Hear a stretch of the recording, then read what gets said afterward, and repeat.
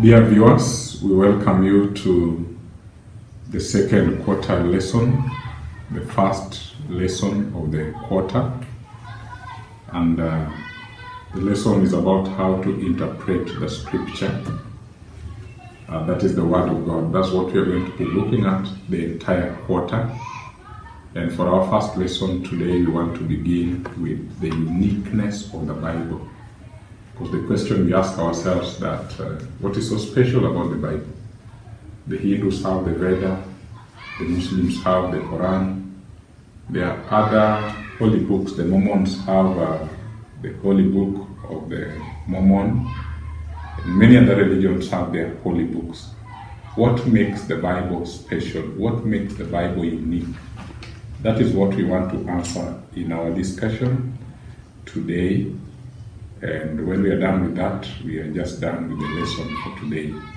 But we welcome you to follow us in the succeeding lessons. We will be doing this frequently. You will follow us on our wall. Welcome. This is Kenyari SD Church. I want to introduce us and then we will take from there. I am Erick and our other present. Dear viewers, we welcome you to this session. My name is Evan Sachin. Monteiro Williams, a former Borden professor of Sanskrit. Sanskrit are holy books of the Eastern religions. The Veda, we have Eastern religions, let me list them to you. We have Sikhism, we have Confucianism, we have Buddhism, we have Hinduism, we have Islam. There are several religions of the Eastern world. So this professor is called Monteiro Williams. He's a professor of Sanskrit. He got his professorship studying those books, holy books of the Eastern religion. We want to hear what was his opinion when he finally came across the book called the Bible. He is a powerful scholar on Eastern religions and their books. He has read their books in and out. This is his confession when he came across the Bible. After spending 42 years studying Eastern books, he compared them with the Bible and said, I quote him now, pile them, if you will, on the left side of your study table, but place your own Bible on the right side, all by itself, all alone, and with a wide gap between them. For there is a gulf between it and the so-called sacred books of the East, which severs the one from the other utterly, hopelessly, and forever, a veritable gulf which cannot be bridged over by any science of religious thought. He said there's a big gap between the Bible and these other holy books, a gap that cannot be bridged by any religious science. He saw a big difference between the two books. The Bible stands alone among all other books. It is unique, different from all others in the following ways. We have mentioned a few. It is unique in its continuity. I want to outline others that we did mention there. Unique in its continuity. Written within a span of 1,500 years, as we mentioned. Written by over 40 different authors from different walks of life. Military leaders, peasants, philosophers, fishermen, tax collectors, poets, musicians, statesmen, scholars, shepherds. For example, Moses was a political leader and a judge trained in the University of Egypt. David was a king, a poet, a musician, a shepherd, a warrior. Amos was a herdsman. Joshua was a military general. Nehemiah was a cupbearer to a pagan king. David was a prime minister. Solomon was a king and a philosopher. Luke was a physician and a historian. Peter was a fisherman. Matthew was a tax collector. Paul was a rabbi. Mark was a secretary. It was written in different places. We have already taken note of that. Written in the wilderness, at the dungeon. Daniel wrote in the palace. Jeremiah in a dungeon. Paul in a prison wall. Luke while traveling. John in the Patmos Island. How written? What makes the Bible unique?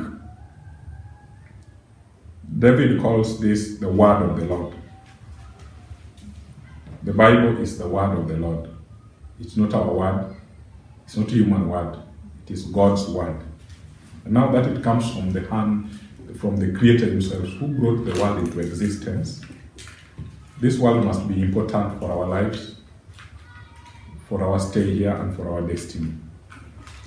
The Bible is composed of 66 books, written over 1,500 years. And the Bible was written in 3 continents: Africa, Asia, and Europe. Maybe, could we just know a few books that we can locate from where they were written? Let me just ask briefly, which books do you think were written in Africa? Which one do you think was written in Europe? Which one do you think was written in Asia? The first 5 books of the Bible, that's Genesis, Exodus, Leviticus, Numbers, and Deuteronomy, because they were written by Moses, and we first meet Moses in Egypt. In Egypt, yes. Which is in Africa. Yes. So it is right to assume that these books were written in Africa. Yeah, I want to agree with you that Moses spent a big chunk of his life in the soil of Africa. And even if not all were written in Africa, but a larger portion, the only book written in 3 continents, there it also stands alone. And then it stands alone also in its content of the Bible. Can you tell me something special about the content of the Bible that makes it also stand alone? It stands alone in its composition, stands alone in the geographical places where it was written. It stands alone also in its content. What makes its content stand alone? How does it stand alone in its content? Yes. Yes. In the Bible, we find a good history. So the Bible, we can say that it is a historical book. It also talks about future events. So it is also a prophetic book. So it spans events in the past and even in the future. Yes. So that is quite unique. Most of books will dwell on the past or entirely in the future, or on the present. Yes. So we have found out the uniqueness of its message. Feature is that there are 24,600 extant New Testament manuscripts from the first 4 centuries after Jesus. We have Greek philosophers like Plato. It is said that there are only 7 manuscripts which can be located of what he wrote. So the Bible has the biggest number of manuscripts, 24,600. That is enormous. All the ancient writings that we can trace, it's recorded here that we can only trace from Herodotus 8, from Homer, slightly more than 263. So that makes the Bible stand alone again. It stands alone in composition. It stands alone in the places where it was written. It stands alone in its content, that it has what we call redemptive history. The Bible is the only book in the history of this world that outlines history, but from God's perspective, history that God is seeking to save man. So it is only in the Bible that you can trace the history of God's dealing with man in the process or in the endeavor of saving what? Man. That you can only trace in the Bible. The Bible is unique. Let me just ask a very simple question. We have also seen who wrote the Bible, briefly. We have also seen that it is the living Word of God. And what makes it unique, we have also realized, is that it gives salvation history, and it has prophecies. It's the only book that has, holy book that has predictive prophecy. Now let me ask a simple question as we go towards the end. How does this help us in our spiritual walk? Yes, we are talking about uniqueness of the Bible. And following you closely what you were saying, it is apparent that the Bible is very, very unique. And because of that, that should influence the way we treat the Bible generally. The way we approach Bible topics cannot be the same way we approach topics from any other literature. The lesson is focusing on how to interpret the scripture. So after knowing that the Bible is unique, it's a book of its own kind, we must learn how to read and interpret the messages therein. We cannot use the same approach we use on newspapers to read Bible passages. Okay. That when I read the Bible, actually it is God talking to me. And there is a testimony. I want to give my own, that from where I come from, if it was not for this Bible, if it was not for walking in the life that the Bible has given, I am not perfect. I'm just like Paul, who says that he is still running the race.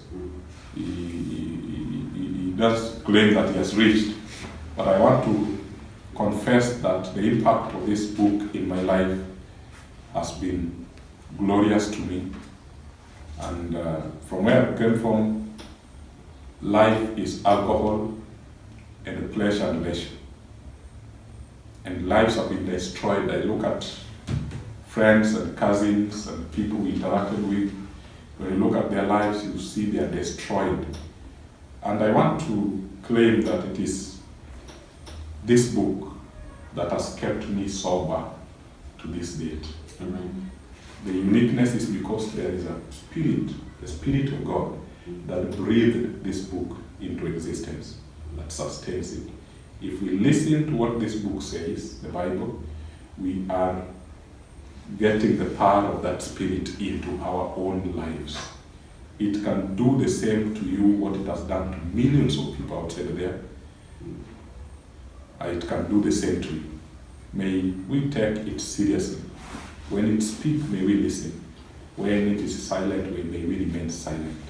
I want to close with the words that we began with in Psalms 119, verses 105, that your word is a lamp unto my feet, a light unto my path. May God bless us in Jesus' name. Let's pray. Father in heaven, we thank you for the privilege, even the privilege of getting your word into our hands, and the privilege of reading it. May the power that breathed these words breathe into our lives as we read it, that our lives may be transformed for the glory of your name.